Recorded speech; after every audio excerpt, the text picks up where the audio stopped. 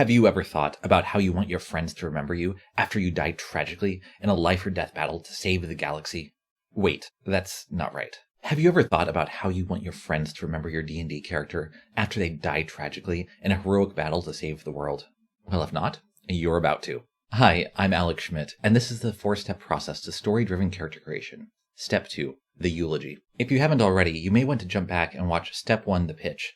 There should be a link for that right here.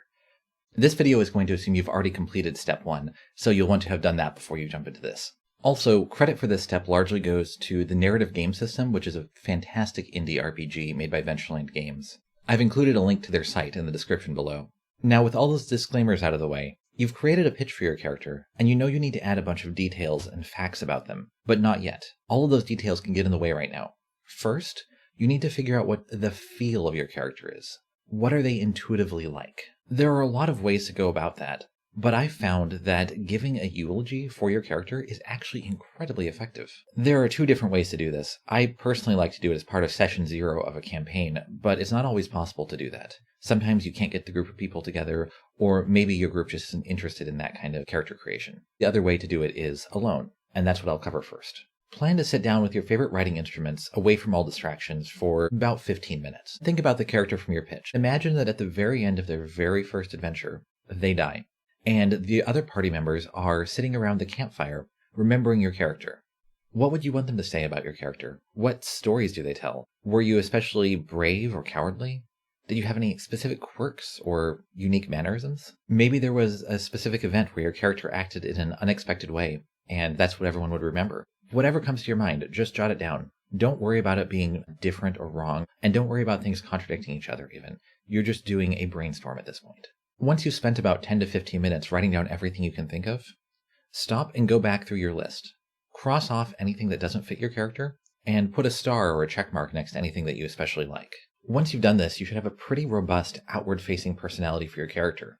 In addition, you may have a few details or quirks that are good role-playing pieces to play off of. I went ahead and did this for Beatrice, the character we created a pitch for in the Step 1 video. I want people to remember how genuinely excited she is to learn. Remember that time she was going to figure out how to bake a pie in the middle of the wilderness with no oven? She has that absurd purple bow she would always find a way to fit into any outfit she wore. Those are some good surface things, but I want to go a little bit more in depth into the way she related to other characters. She always had that curious act, except for when you were hurting, and she saw that you were alone, and then she would just drop it entirely, and suddenly she would become the big sister that you didn't have, who would want to take care of you, even though she was usually younger than you were. I remember that one time we came to that village that had been massacred by that undead army. She saw something around the corner and she ran off, and I followed her just to make sure she was okay, and she wasn't looking at anything. There was just this kid, and she was kneeling over them, crying. That's it. That gives a feel for who Beatrice is as a person, and plants the seeds for a fully fledged, deeper character for her to grow into over the course of a campaign. But what if you can get together for session 0 and everyone's interested in doing a eulogy? Well, in that case, for session 0, everyone's going to bring their pitch to the session, and then you're going to pick a player to go first, and they're going to read their pitch to the rest of the group. Then that player is going to be silent.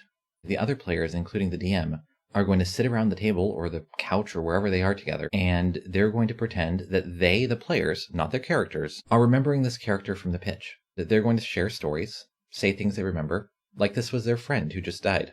The player who gave the pitch, whose character this is just going to take notes. They're going to write down anything people say. They don't have to keep any of those things. Just like before, you're going to have a chance to scratch anything off.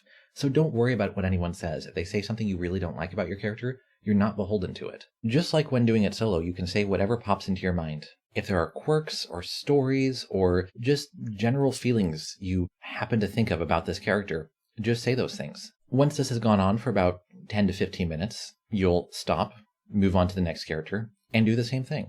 Once you're all done, everyone can go through and mark what they really like, scratch out anything they don't like, and when you're done, just like when you're doing it solo, you should have a pretty good sense of what your character's personality is like, as well as some quirks and other details that you can work in. The only difference is now everyone is invested in everyone else's character. You've heard a little bit about them, you've made up a little bit about them, so naturally everyone's going to care a little bit more about each other's characters than if they created these characters completely solo, which is a fantastic thing, and generally will help the party to bond much faster than if the players were learning about each other's characters for the first time in the first session. even if the characters are meeting for the first time in the first session. At this point, you're ready to go through the mechanical side of character creation.